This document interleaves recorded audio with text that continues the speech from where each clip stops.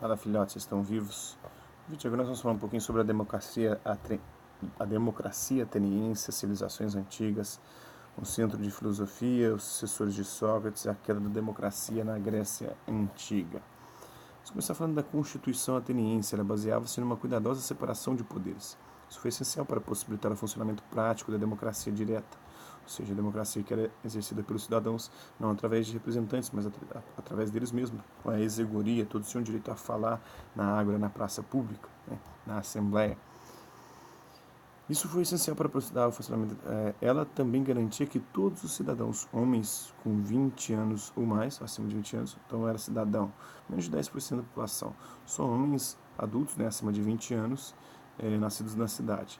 Mulheres, escravos, estrangeiros e menores de 20 anos não podiam participar das decisões políticas, né? Só esses, né, 20 anos ou mais podiam contribuir, e o poder não.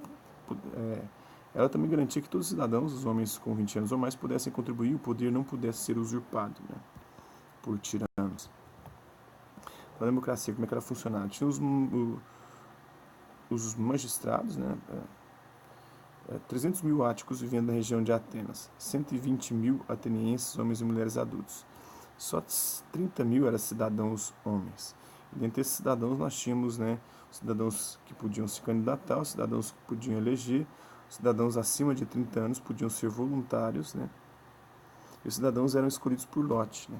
Os cidadãos que podiam se candidatar a magistrados militares comandavam os militares. A eclésia, né, a assembleia, os cidadãos que podiam eleger, eles votavam novas leis, decretos e tratados e elegiam os magistrados militares que comandavam os militares.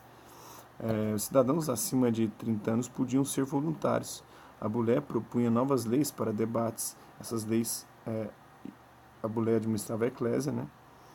E a Bulé também supervisionava o tribunal, que julgava casos civis e penais. Os cidadãos que eram escolhidos por lote, por sorteio. Os nossos cidadãos comuns, a despeito de ocupados com a busca de habilidades, ainda são juízes justos de matérias públicas, segundo Péricles.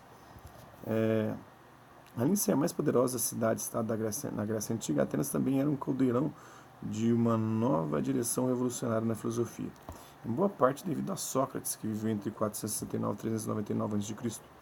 Filósofos gregos anteriores, conhecidos em conjunto como pré-socráticos, introduziram sua própria revolução no pensamento humano nos séculos VI e V a.C. Eles rejeitaram explicações sobrenaturais para o mundo, o poder explanatório da mitologia e a autoridade da tradição, dispondo-se a descobrir a origem e o funcionamento do mundo natural através da razão e da observação. Os filósofos naturais pré-socráticos desenvolveram teorias sobre os elementos, a classificação da natureza e as provas matemáticas e geométricas. Sócrates voltou seus questionamentos para questões mais humanas e subjetivas, como Cícero havia dito. Ele trouxe a filosofia do céu para a terra.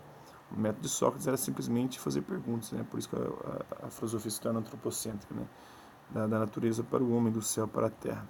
O método de Sócrates era simplesmente fazer perguntas. O que é a amizade? O que é a justiça? O que é o conhecimento? O método socrático costumava despir os limites do pensamento existente, geralmente fazendo as pessoas perceberem tolas ou cheias de pompa, ou não sabendo aquilo que achavam que sabiam. Além disso, Sócrates não era popular e acabou sendo acusado de 2 crimes por seus inimigos: corromper os jovens, ao encorajá-los a enfrentar o governo, e impiedade, ou falta de respeito pelos deuses da cidade. Por isso ele foi sentenciado à morte.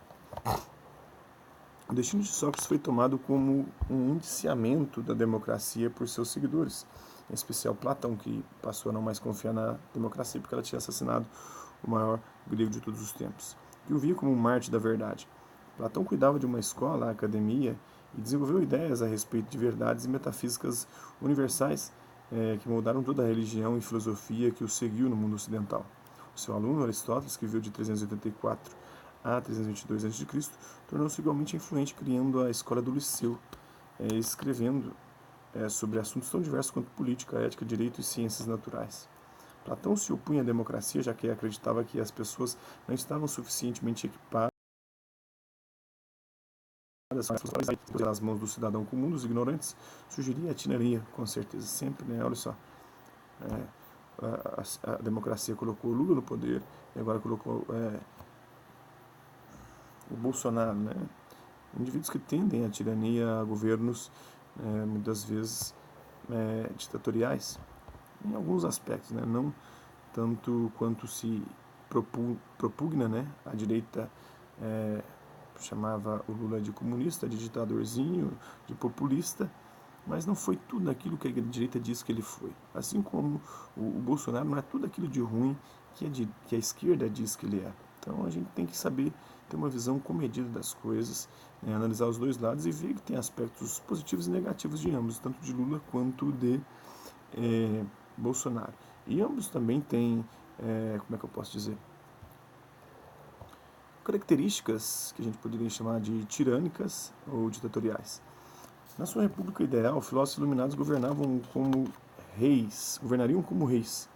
Ele também desafiou o princípio básico da democracia, da liberdade, da eleuteria, o qual julgava ser capaz de desviar as pessoas da adequada busca da ética, causando assim a desunião social. Então, durante a Guerra do Peloponeso, entre 431 e 404 a.C., na qual Atenas acabou derrotada pelos espartanos, a democracia ateniense foi suspensa por 2 vezes, em 411 e em 404 a.C.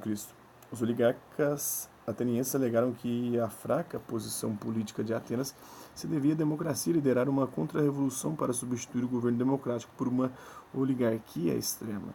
Era o que Lula queria fazer, né, com o Brasil, né, caminhando para uma bolivarização, ele depois com a Dilma também, mas ainda bem que a posição o barrou, e é o que hoje o Bolsonaro quer fazer, nos levando para uma ditadura civil-militar, aí para ele poder implantar as reformas que ele acha que são necessárias. Mas ainda bem que a oposição tem o conseguido barrar. Então, liderar o contra-revolução para substituir o governo democrático por uma oligarquia extrema. Em ambos os casos, o governo democrático foi restaurado em menos de um ano.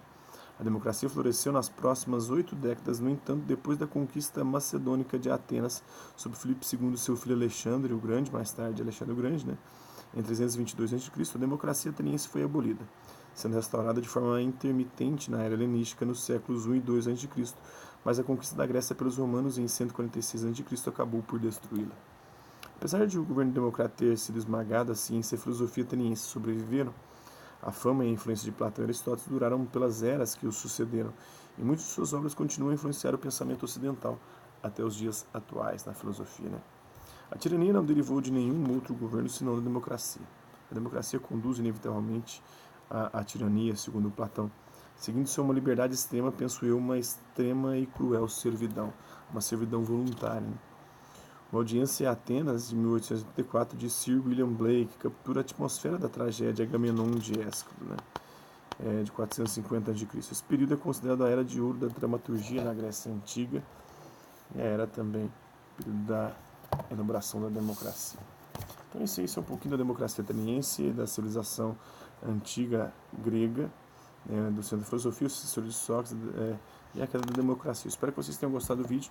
Quem curtiu, dá um like. Quem não curtiu, dá um dislike. Quem se interessar pelo conteúdo do canal, só se inscrever, ativar o sininho e aguardar os próximos vídeos e as próximas notificações.